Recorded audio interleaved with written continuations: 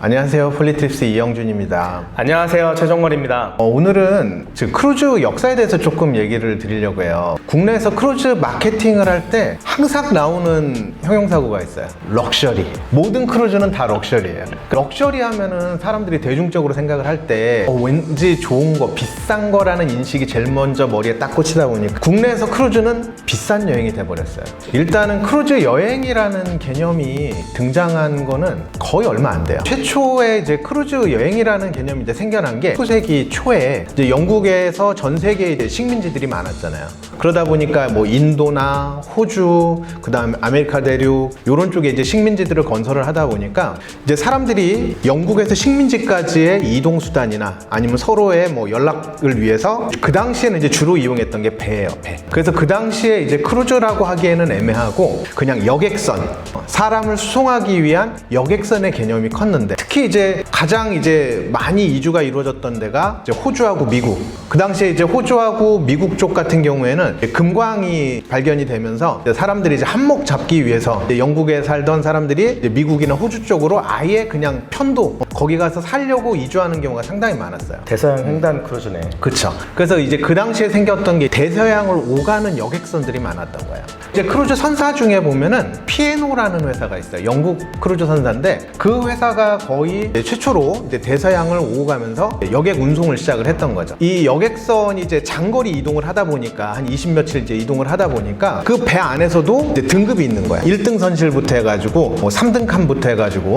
최위에 1등 칸 같은 경우에는 이제 그 사회적으로 좀 고위층들, 돈이 있는 귀족들이 이제 이용을 하다 보니까 아래층은 거의 시장바닥이지만 위층으로 가면은 위에 뭐 고급 샹들리에 조명부터 해서 고급 음식, 뭐 술 등이 제공이 되고 뭐 이런 문화들이 생겨났던 거야. 디카프리오가 있었던 데가 하층민이고, 그쵸. 여자 꼬시러 갔던 데가 그 귀족들이 있는데 1등 선실이고. 네, 그 좋아 보이던데. 그런 이주가 점점 늘어나다 보니까 그 후에 이제 등장을 했던 것들이 쿠나드라든지 그 다음에 이제 타이타닉으로 유명한 화이트스타라는 선사들이 이제 등장을 했고, 그리고 이제 이 쿠나드하고 화이트스타에서 대서양을 오가는 배들을 좀 더 고급지고 크게 만들기 시작을 했어요. 그래서 이제 그때 이제 등장했던 배들이 유명한 타이타닉호 같은 배들이 그때 등장을 했던 거예요. 타이타닉이 침몰하면서 화이트스타라는 이제 크루즈 선사는 이제 그 타격이 너무 컸던 거고, 지금 유명한 그 쿠나드라는 크루즈 선사는 때마침 여객선이 그 근방 해역을 지나면서 타이타닉호 승객을 한 700명 정도를 구조를 한 그 선사가 쿠나드라는 선사죠.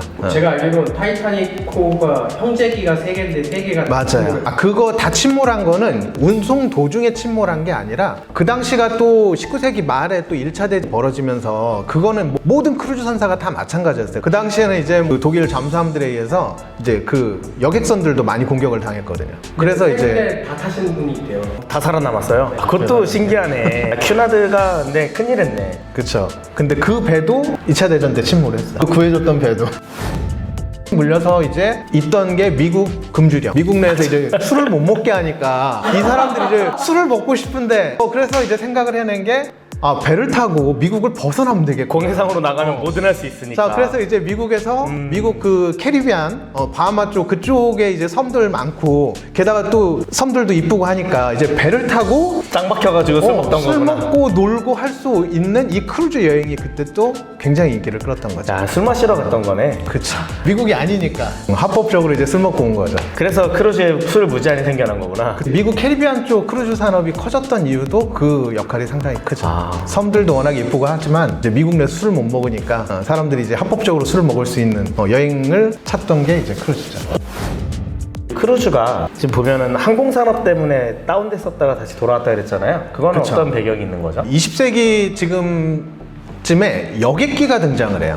그래서 여객기가 등장을 하면서 예전에는 영국에서 미국으로 가려면 운송수단이 배밖에 없었는데 그러다 보니까 해양산업이 크게 발전을 했었는데 여객기가 등장을 하면서 굳이 힘들게 20일을 넘게 배를 타고 여기를 가야 돼? 비행기 타면 하루면 가는데 이런 이제 인식이 강해지다 보니까 크루즈나 이 여객산업이 하향세를 탄 거예요. 항공기 산업이 커지면서 그러다 보니까 이 여객 선사들 같은 경우에는 기존에는 그냥 단순하게 사람을 신대륙으로 실어 나르는 역할만 했었는데 이제 얘네들도 이제 살아남아야 되니까 이걸 가지고 살아남기 위해서 이제 쓸 수 있는 방법이 뭐가 있을까 생각을 했던 게 이 고급 시설이나 이런 거는 어찌됐든 인기가 있으니까 이걸 가지고 이제 관광용 여객 사업을 시작을 한 거죠. 그래서 오늘날 같은 형태 이제 발코니 형태의 이제 크루즈선들이 개발이 된 거는 20세기 초중반 이제 배에 처음으로 수영장이라는 게 등장을 하고 그 본격적으로 이제 관광 목적의 여객선이 등장한 건 20세기 말부터예요. 그래서 이제 그때 이제 본격적으로 이제 생겨났던 게 우리 로얄 캐리비안이나 그 다음에 이제 카니발 크루즈 그리고 뭐 코스타 크루즈 그 다음에 노르웨이지안 NCL 크루즈 이런 것 등이 이제 그때 이제 본격적으로 막 등장을 하기 시작했죠.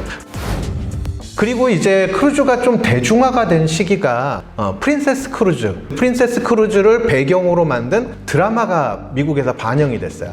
그래서 러브보트라는 드라마인데 이 드라마가 10년 넘게 장기간 반영이 되면서 사람들 인식에 이 크루즈 여행에 대한 뭔가 이 낭만이나 뭐 이런 인식들이 커지다 보니까 이 크루즈 선사들도 이제 미국 마이애미에서 출발해서 이제 운항하는 크루즈들이 이제 본격적으로 많이 늘어나기 시작을 한 거죠. 고급 시장에서 대중화되면서 그렇죠. 내려온 거네요. 그래서 그 앞전까지의 크루즈 시장은 럭셔리 시장이 맞아요. 그러니까 돈 있는 사람들이 이용하던 그 사람들만의 전유물이었는데 이 드라마 반영 이후에 이제 일반 사람들도 크루즈에 관심을 갖다 보니까 거기에 걸맞는 이제 대중화된 크루즈들이 등장을 했던 거죠. 그냥 배 안에서 뭐 사람들끼리 만나서 뭐 그 안에서 사랑도 이루어지고 뭐 이런 내용들 그냥 드라마예요. 크루즈를 배경으로 한 드라마인 거야. 꽤 인기가 있었던 걸로 알고 있어요, 미국 내에서. 일단 장기간 반영하려면 인기 없으면 못해요. 그렇죠. 10년 넘게 반영이 되려면은 재미없는 드라마는 그렇게 안 하겠죠. 그래서 그 이후로 이제 크루즈가 많이 대중화가 된 거예요. 그러다 보니까 요즘에는 이제 크루즈를 구분을 할 때 등급을 좀 나눌 수가 있어요. 그러니까 진짜 예전 방식으로 있는 사람들이 이용할 수 있는 럭셔리 라인이 따로 있고 그 다음에 일반 대중들이 이용할 수 있는 그냥 보편화된 크루즈 라인들도 있고 심지어는 요즘에는 그냥 누구나 돈 없는 사람들 좀 이용할 수 있는 저가 라인들도 있어요. 그러다 보니까 모든 크루즈 여행을 다 럭셔리 여행이다라고 구분 짓기에는 조금 애매한 상황입니다. 영국에서 미국으로 완전 넘어온 거네요. 그때 이제 미국 크루즈 시장이 그 드라마 영향도 있고 해서 커지다 보니까 영국이나 유럽 쪽 선사들도 이제 미국 시장으로 많이 넘어온 거죠. 아마 대중화된 크루즈의 시작이 노르웨이지안이었을 거예요. 노르웨이 분들이 미국 와가지고 선사를 차리게 됐었고 그러면서 2년 후에 로얄 캐리비안 생기고 4년 후에 이제 카니발 생기고 그렇게 해서 이제 쭉 미국에서 커지다 보니까 유럽에서 크루즈 라인이 하나 더 등장합니다. 그래서 조그만 선사를 인수해서 그래서 운송 화물선만 하던 회사가 일본에서도 시작한 크루즈 라인이 하나 있었어요. 근데 이제 크리스탈이라고 있었는데 그게 지금은 이제 다른 회사로 넘어갔죠. 전반적으로의 모든 크루즈 시장은 거의 미국에서 지금 이루어지는 게 맞습니다. 근데 배들은 미국에 등록돼 있지 않아요. 세금 때문에. 세금 때문이라 그래야 되나? 섬들 맞아요. 소속이 많아요. 카리브해도 있고 남태평양에 마샬 아일랜드, 마샬 제도에 등록돼 있는 것도 많고 요트나 크루즈들 그러면 다 남태평양 하나의 섬들에 이렇게 하나씩 등록돼 있어요. 배 전체 한 대 탈 수 있는 인구가 인원이 섬 인구보다 많아. 신기해요. 현재는 일단 크루즈 시장은 지금 미국하고 유럽 쪽이 가장 큽니다. 그리고 이용 인구도 가장 많고 아시아 쪽 같은 경우에는 아직 시장 형성이 그렇게 크지가 않아요. 현재는 그나마 많이 이용하는 게 중국인들이 그리고 이제 크루즈 선사들 모항이 현재 주로 있는 게 싱가포르에 모항을 두고 있는 선사들이 좀 있고 그 다음에 이제 아무래도 중국의 인구가 많다 보니까 중국 상하이를 모항으로 두고 있는 경우도 있고 그리고 또 하나가 이제 일본 도쿄. 현재 크루즈를 운항하는 모항은 현재 아시아에서는 크게 싱가포르, 상하이, 도쿄 이렇게 보시면 돼요. 가끔 홍콩에서도 좀 뜨고. 그래서 한국을 모항으로 하고 있는 크루즈 선사는 아직은 없습니다. 그래서 한국은 그냥 잠깐 들렸다가는 기항지의 역할밖에 못해요, 현재는. 근데 이게 이유가 있어요.